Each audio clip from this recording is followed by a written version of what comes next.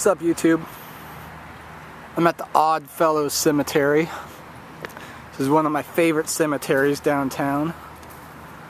It's got a lot of cool old tombstones and graves, and you notice these are all really rusty, which kind of bothers me, but like that nobody comes and cleans them up.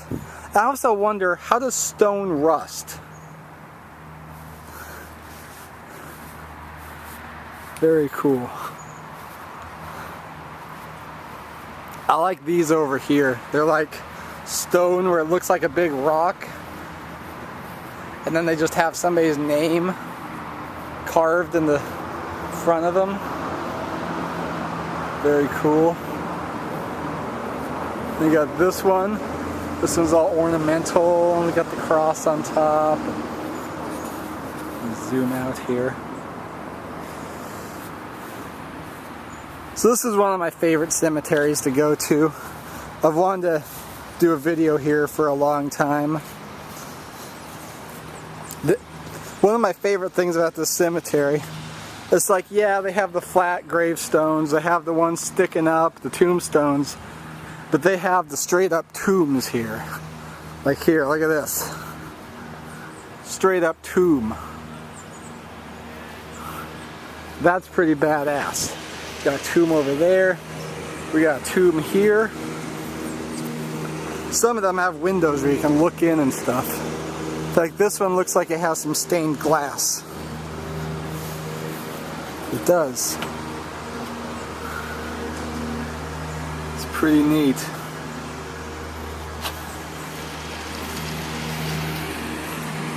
Seems I got here on lawn mowing day.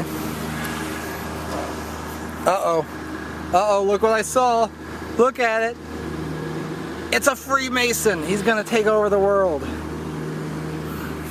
Anyway, here's the back side. Oh, you can't really see the stained glass too well from this side. It's a picture of Jesus or something.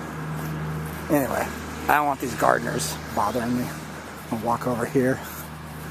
So yeah, this is a pretty cool cemetery. You know, I always wonder, oh, here's some more Freemason stuff. A lot of Freemason stuff at the cemeteries. I know how you conspiracy theorists love to go off about the Freemasons. There's a big phallic symbol over there. Let's get a close-up of that. This is a cool tomb.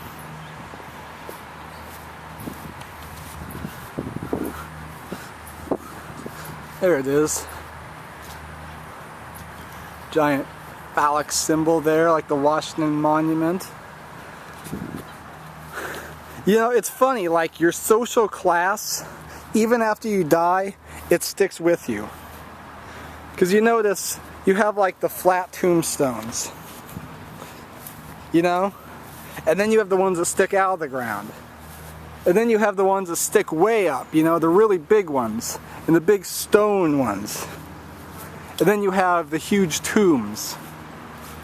And then, they're not close by, but there's also like the really small ones that just like, they're like right next to each other.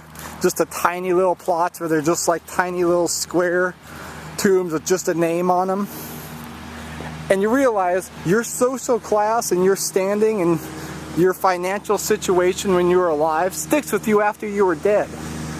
Because, oh, that's a cool tree. I like it's all pink flowers and stuff. It sticks with you after you're dead. Because you know the people with the tiny little plots and the tiny little tombstones or the flat tombstones on the ground, they weren't as well off. They couldn't afford to live, or not live, but to die in a big tomb. You know?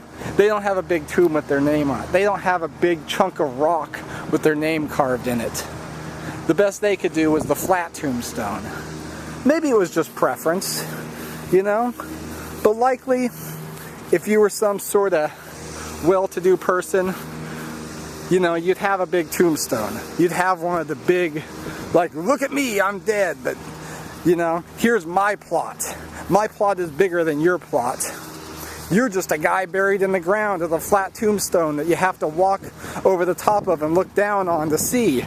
Well, mine sticks up in the air where you can see me, and and everybody will know my name because it's in big letters in this big, you know, plot in the cemetery. So that whole like you can't take it with you, you know, saying kind of doesn't apply, because even after you're dead, people know that, hey, I don't even know who these people were with the big tombstones. I'm kind of in the more poor part of the cemetery now, just the flat tombstones. I think it's the older part that's over there, yeah. Down there we have, right near the road, that's the old part with all the big tombs. That's where, I guess, maybe it's old money, like big family money. Whatever it is, you know, those people, when they were alive, had a lot more money. And you see their name on a tombstone, you wonder, who was that guy or girl? Who were they? What did they do? Why did they have this big, huge, you know, mammoth tombstone, while Joe Nobody has this tiny little burial plot? And what's up with that? See, like here we have the little boxes. Just the little boxes.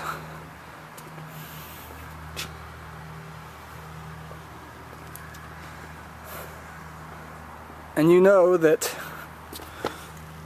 William K. Shankly wasn't as well to do as one of those big, huge plots with the big Freemason symbols on them.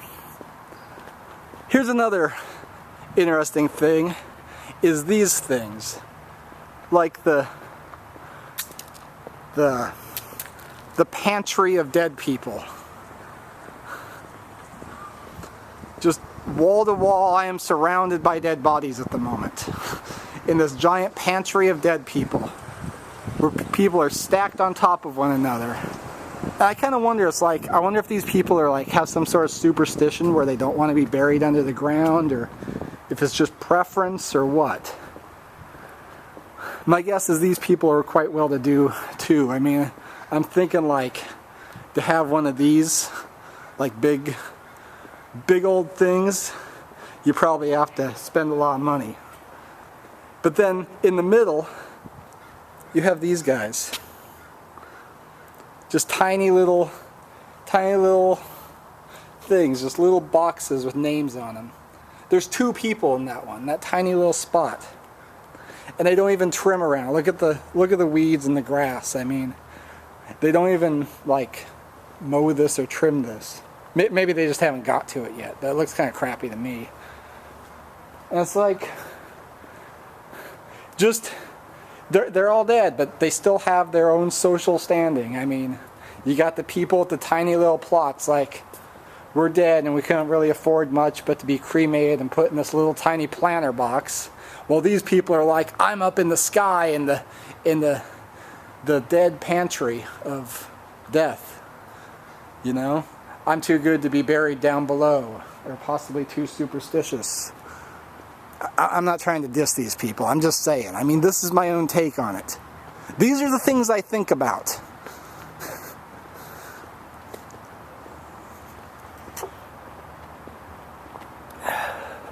Then you have the people inside of the buildings. This is a big 3-story building. It's the indoor death pantry, where people are stacked on top of one another in a building in somewhat of a lobby.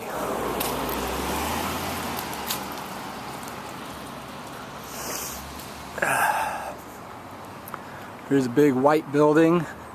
I really don't know what all these buildings are, or what they're all. I think there's probably some sort of church around here, and a crematorium, and there we have some.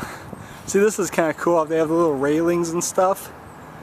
It's kind of like a apartment building for dead people. And then you have the little wall.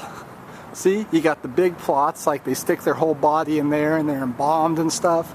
And then you have the little cremation plots, you know, for the poor folk. Now when I die, I'll probably want to be cremated myself, and even if I was rich, I doubt I'd want to be embalmed and and you know, all that junk. But you know, if I could afford it, I probably would be buried in a giant tomb with my name in giant letters carved into a big old marble rock. It'd be kind of like on Futurama with Bender, you know, when they went to that planet that was all Egyptians, and he took over as their god, and he had a big statue built of himself, and it was like breathing fire and going, "Remember me, remember me." That's what I want when I die.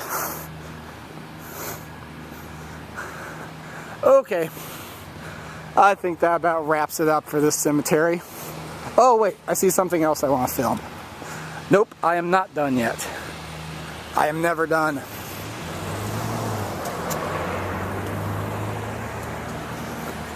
Hey, look at this. It's a poster of some guy. East Lawn remembers Joseph H. McKinley, first sheriff of Sacramento County, killed by gunshot during squatter riots in 1850. Wow, that's interesting. Squatter riots. I'm gonna have to Google the squatter riots now. And here's another guy. Yep, B.T. Collins. He was apparently important. I'm not gonna read his story. Let me go film this tomb over here.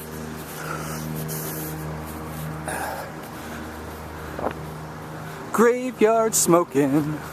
You know I'm graveyard smoking. Oh, I gotta go graveyard smoking.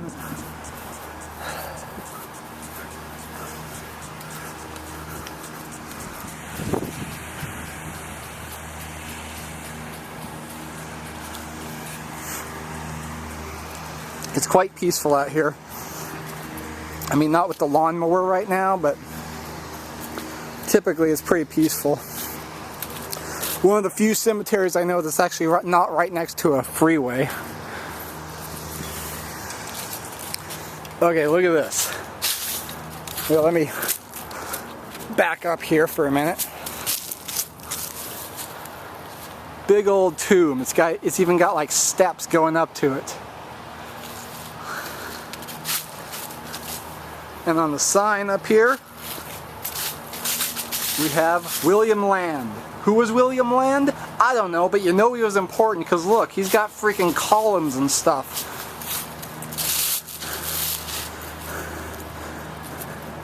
And these guys, they just have flat tombstones covered by leaves. Who are they? Who knows? They're not William Land, I can tell you that much.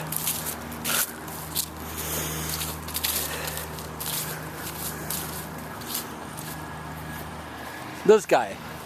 Look, this thing is nearly as wide as I am. Well, not as wide, I mean it's nearly as wide as I am tall, I guess I should say. Drescher. I'm guessing it's not Fran Drescher. But you know this person was important because they have a big old thing. Did people love him when he was alive? Who knows? But you know he must have had some money. I like this. I like the rusty look. I like it when they're not all rust, but they're just kind of covered with a little bit of rust. Gives it that rustic look. I guess that goes without saying.